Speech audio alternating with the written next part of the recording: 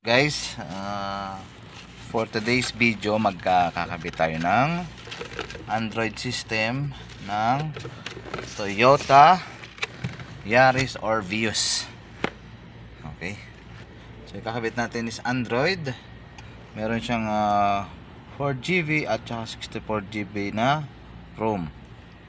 So including siya ng MP5, USB, Bluetooth, and steering wheel. Android system na siya, force.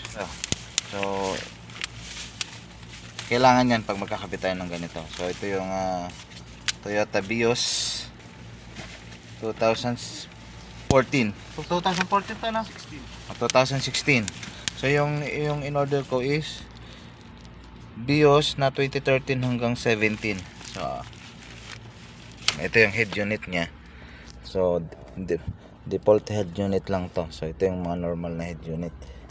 So ikakabit natin tong Android 10K. So 10 inches na siya, guys, ha? 10 inches na. Ito siya, oh. Ganda na ito. Ano masasabi mo, bro? Papurma ng papurma. Forma. Pagastos na lang, pagastos. Parang ganun din yung gumagawa. Forma din. Pagastos na lang, pagastos. Laki ng palaki. Napapa-addict tayo ni Bossing.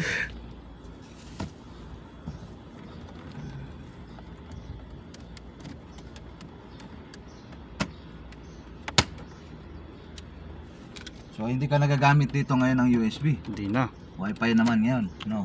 Wi-Fi.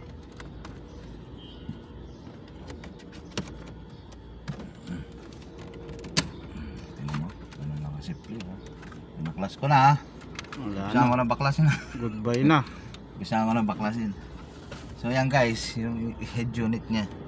So ito ilalagay natin doon. Katap yan dyan.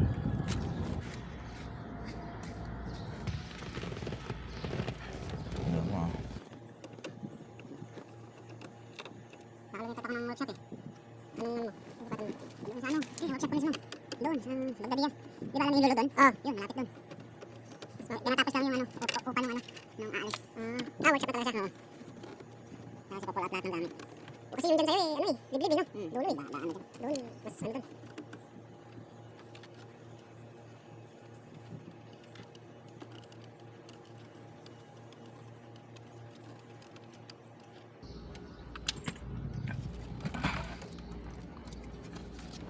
So ito, guys, yung gamit nyo.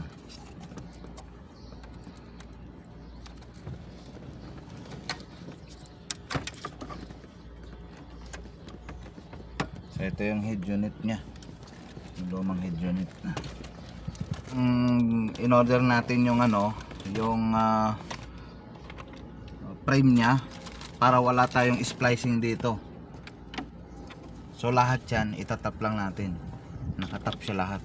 So walang mangyayaring mga splicing kasi pag mayroong splicing dito, Mayroon. masyadong madumi, binaklas. Pwede naman yon splicing, pero much better talaga order kayo ng pangkanya.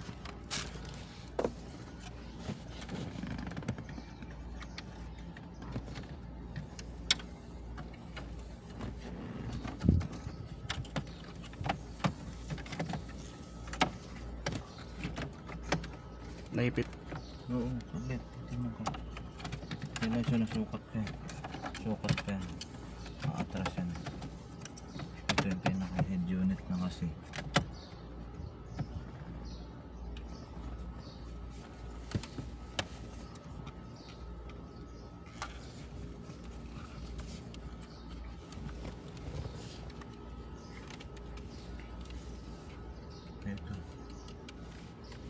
Ito lang kukunin natin. Tsaka itong ventilator. So ganyan yan siya pag may kakabit na. Ikat mo na muna yan. Siya pwede mong palakihin yun. Kabala. O videographer ko eh. Malinis to.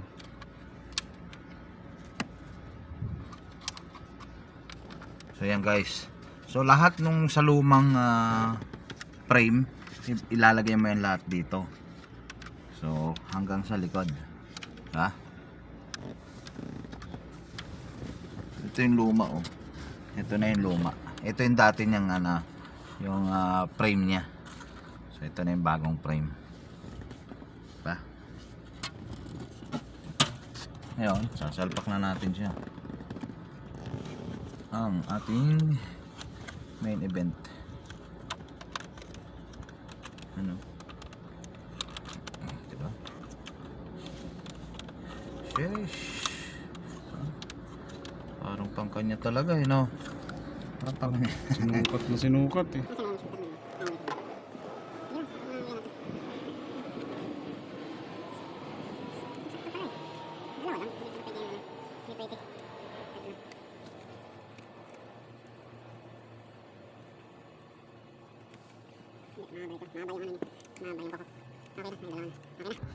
So yan. So ito yung sa connection para sa reverse line. Okay. Ito yung mga accessories niya. Peripherals.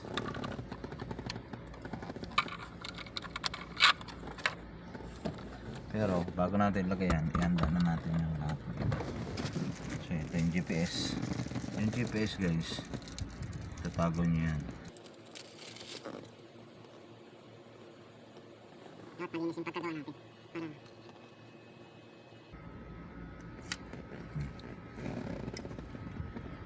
Para At tayo ng metal parts dito. Pwede natin pagdikitan.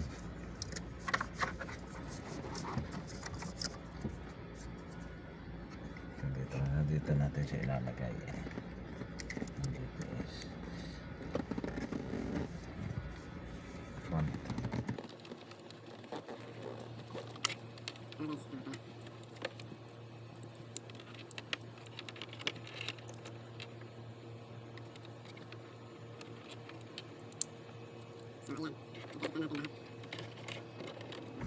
So next is ating mga USB connection. Ito natin lalagay sa ilalim.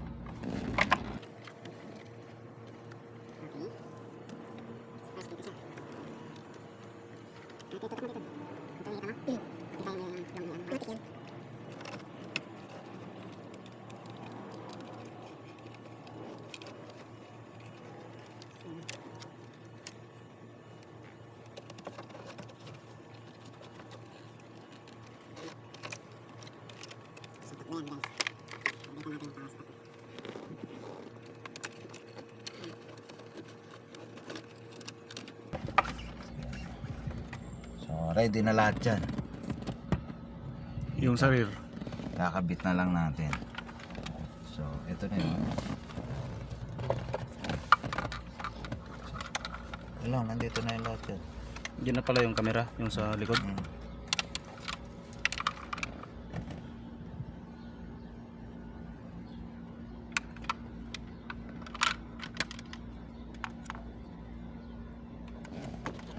So ito yung reverse cam.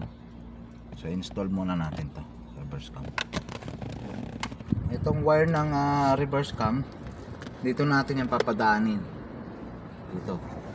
Yan, pupunta doon hanggang likod, hanggang doon sa likod. So kailangan itatago natin to. So palulusutin natin yan doon. Punta dito.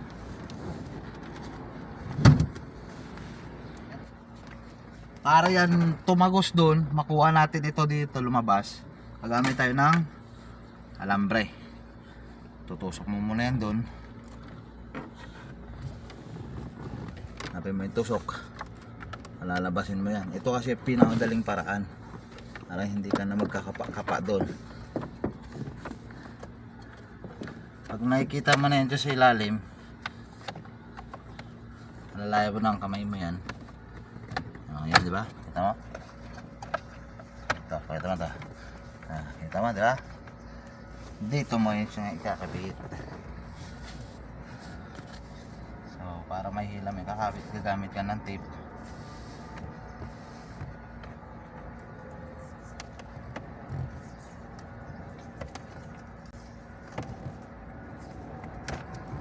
So, maingat mong hihilain yan pa. Labas. Oh, Yun. Simple lang, di ba? Tsaka mo ngayon siya aayusin. Kung saan siya pwede ilagay.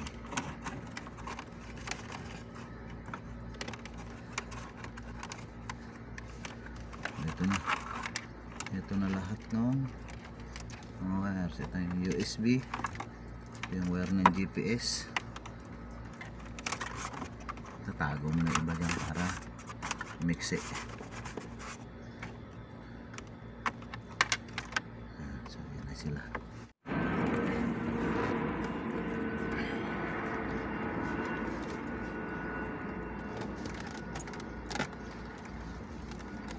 So bago nyo itago yung mga wire nyo, make sure na maayos yan, hindi siya nagkabuhol-buhol.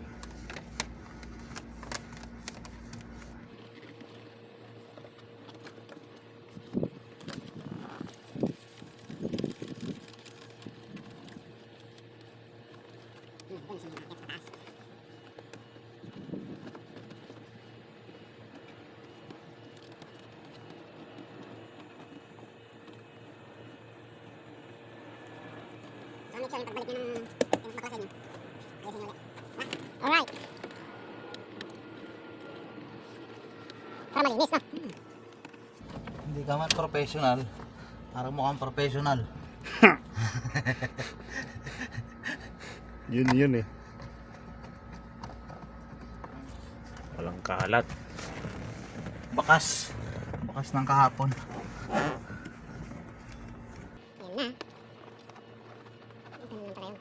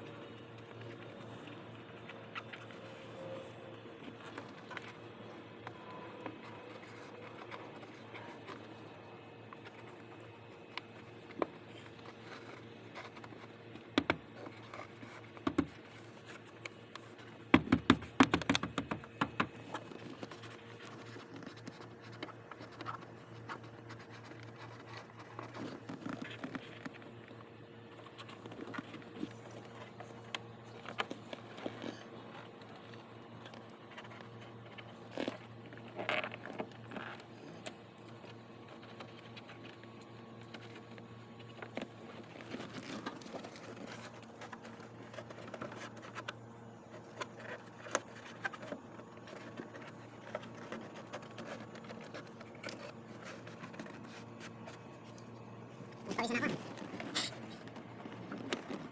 Nagpawisan na si...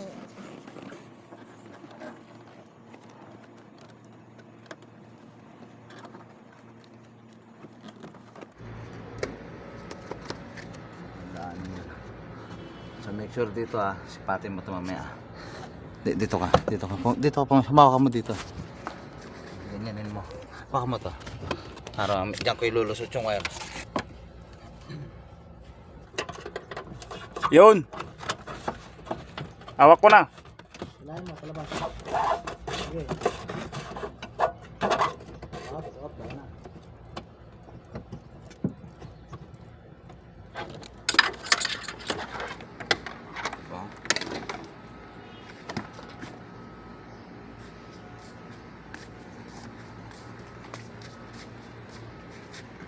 Parang walang nangyari Parang walang dumaan.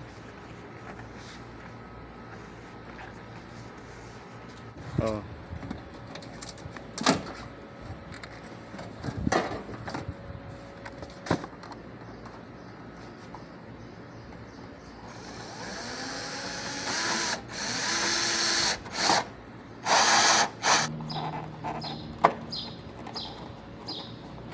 Pagkatang transaction.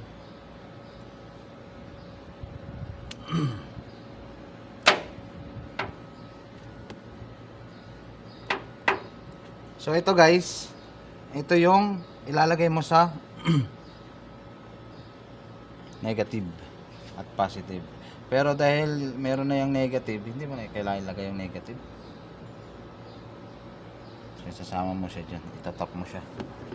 Dito tayo mag-i-splicing.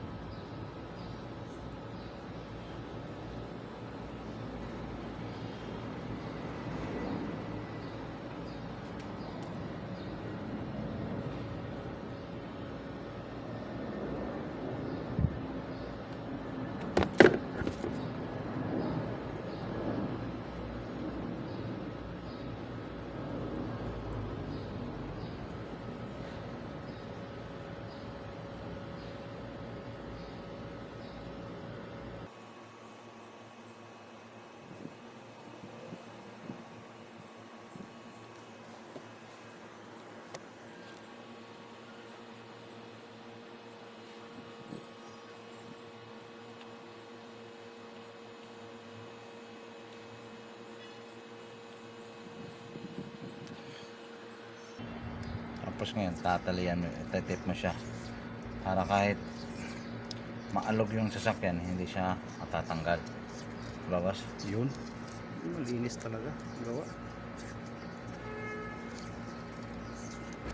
So, natapos na natin yung nasa likod.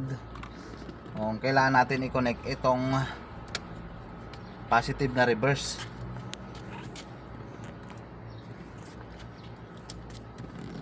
Yung positive na reverse papunta dito sa monitor. So, meron yung nakaabang. Tandaan nyo guys, either yung iba nakalagay kasi may nakalagay dito indicate camera or back. So ito back lang siya. Dito lang siya itatap. Yung galing doon sa reverse, kinabit natin na camera. Pagsasamahin lang yan.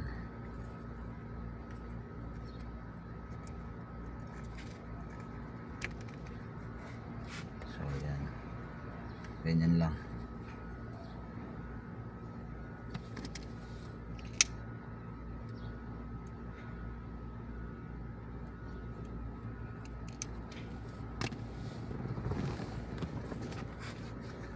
Testing na natin. Tapos yung sa camera niya, ito na, kakabit na natin lahat ng peripherals niya. So dito natin ikakabit yung para sa camera. Oops. Yun lang.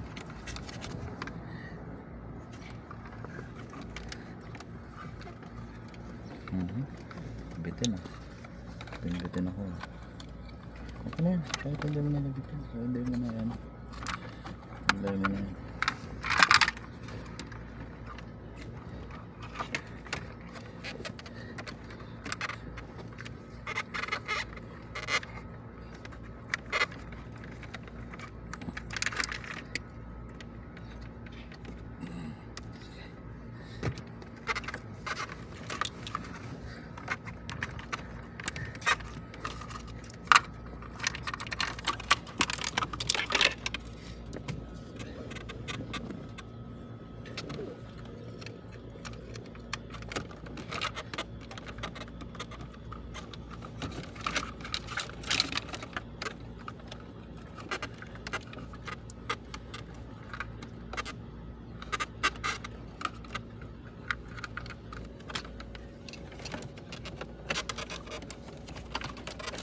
Tapos itong nag-iisang sa reverse camera.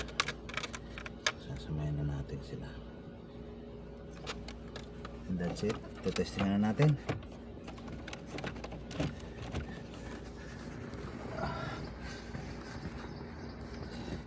Init.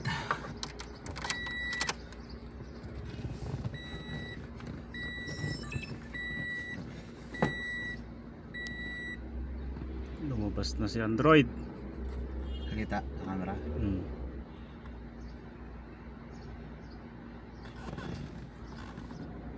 So yan na siya. Yun yung camera oh, di ba? Start na natin. Para mataas ah.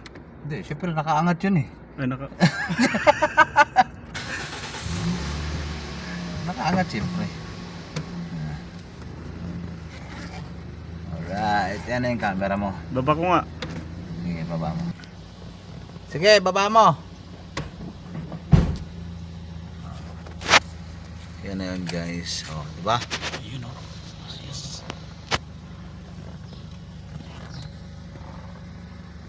Oh, gumana na. Okay. Off na natin. So, ganun lang guys. Napakasimple lang, no? Alright. Simple ba? Napakasimple ba? Pinagpawisan tayo. Simple. Parang hindi naman simple. So, kailangan lang yung mga proper tools ang Smooth kailangan natin. pero malinis. Alright, so yun lang guys. Salamat sa panonood ng video. Oh, paano ba yan? Bye bye bye na.